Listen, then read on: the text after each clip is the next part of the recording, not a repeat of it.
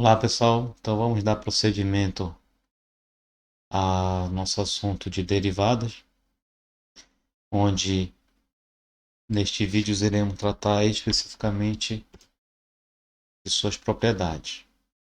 Para isso vamos definir duas funções f e g deriváveis, onde o domínio é delimitado por um intervalo, certo? E a um c pertencente a i, tal que essa função é derivada. Então, a primeira propriedade é que uma função soma, a derivada de uma função soma é a soma de suas derivadas. A derivada de uma função diferença é a diferença de suas derivadas. A derivada de uma função produto vai ser a combinação da derivada do primeiro vezes o segundo, mais o primeiro vezes a derivada do segundo. E a derivada de uma função quociente vai ser a derivada da primeira vezes a segunda, menos a primeira vezes a derivada da segunda, dividido pela segunda ao quadrado. Bem, para demonstrar esse teorema, iremos fazer a demonstração somente da propriedade 2. Por quê? A propriedade 1 é imediata das propriedades de limite, né? Haja vista que a derivada é um limite. A propriedade 3 é consequência da propriedade 2, bastando apenas que fazendo a segunda função como 1 sobre g, certo? Então vamos lá. Para a propriedade 2, a gente tem a seguinte situação. O produto, a derivada do produto de duas funções, então, por definição, vai ser f de x vezes g de x menos f de c vezes g de c dividido por x menos c. Por quê? Isso aqui é a função produto em x menos a função produto em c, dividido por x menos c. Ok? Fazendo o artifício de acrescentar um termo e excluir um termo, sendo que esse termo é o produto de f de x com g de c. Então, a gente acrescentou f de x g de c e tirou f de x g de c. Ou seja, essa expressão aqui ficou inalterada. Mas foi acrescentado dois termos.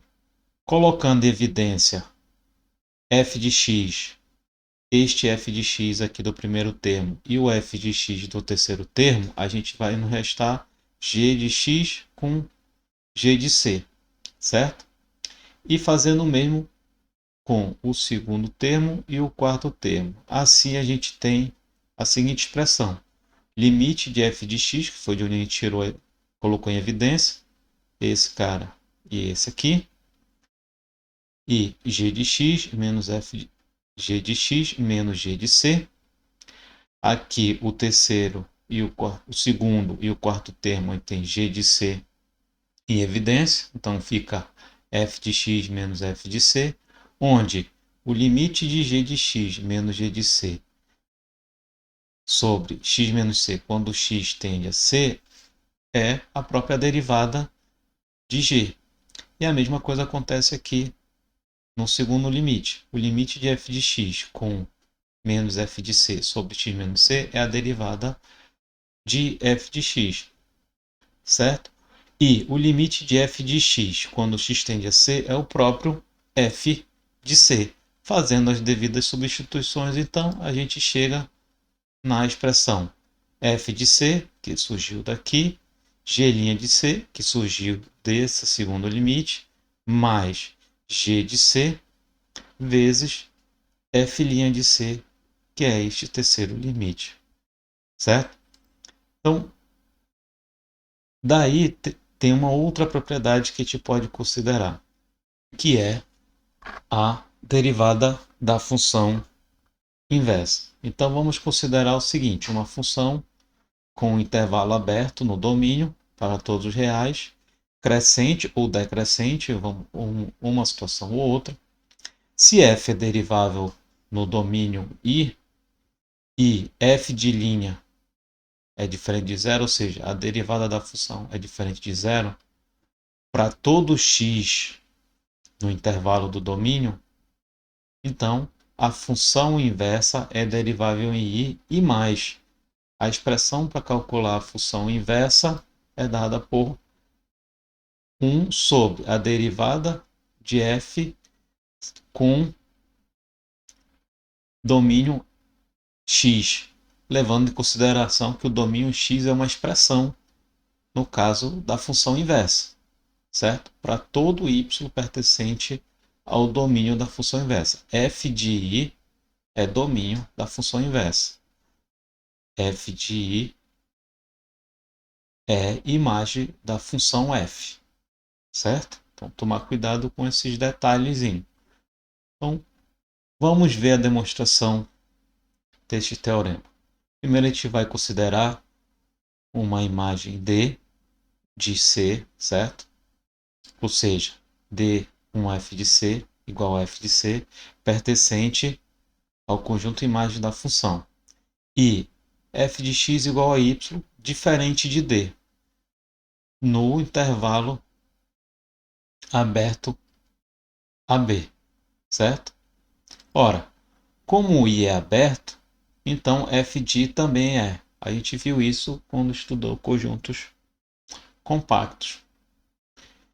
Bem, a gente tem então que a função quociente da função inversa vai ser a seguinte: a função inversa de y menos a função inversa de d sobre y menos d, certo? Isso, observa o seguinte detalhe: a função inversa de y é o próprio x. A função aqui, ó, a função inversa de y é o próprio x. A função inversa de d é o próprio c. E, com isso, a gente tem no numerador x menos c. Sendo que y já definiu como f de x e d como o f de c. Assim a gente tem essa expressão.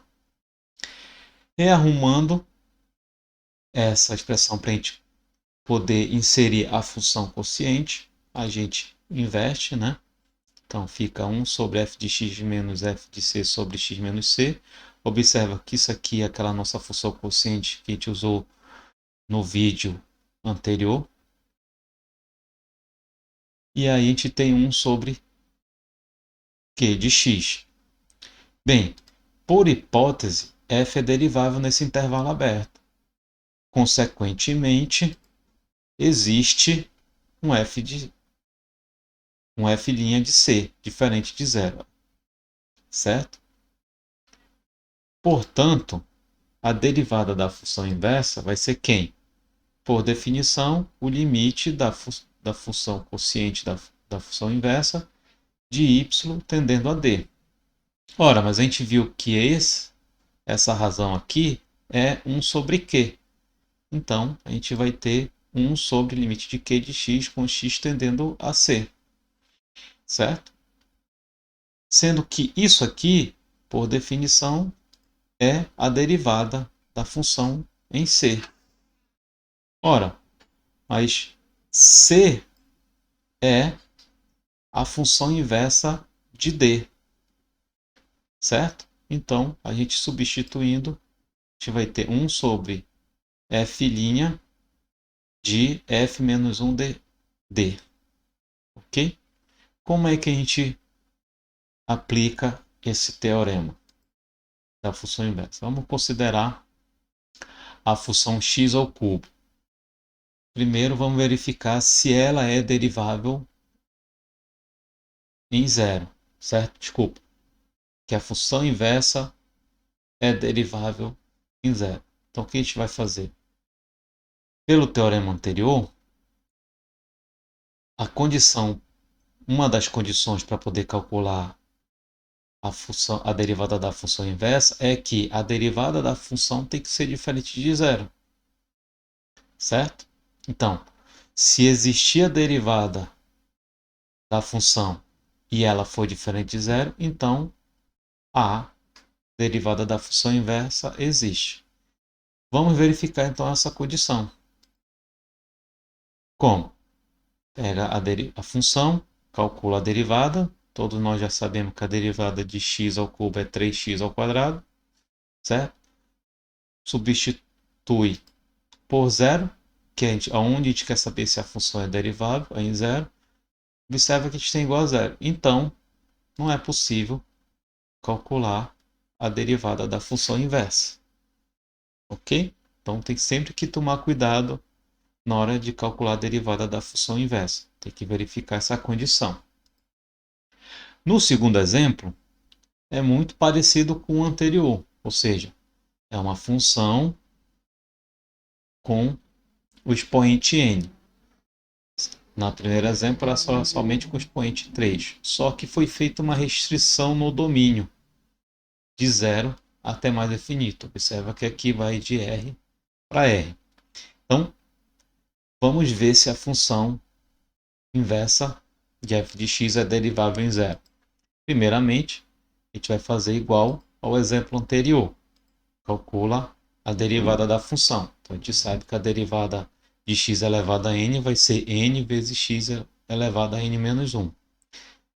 Calculando o resultado para zero, a gente vai ver que é diferente de zero. Por quê? Porque x não está definido no domínio dessa função. É de zero aberto até mais infinito. Então, a gente pode calcular a derivada da função utilizando a fórmula do teorema 4.3. Fazendo as devidas substituições, a gente vai ter então que é 1 sobre a derivada de raiz enésima de y. Ora, a derivada de f é quem? É nx elevado a n menos 1. Eu só vou substituir esse x aqui por raiz enésima de y, que é o que a gente tem aqui. Ok?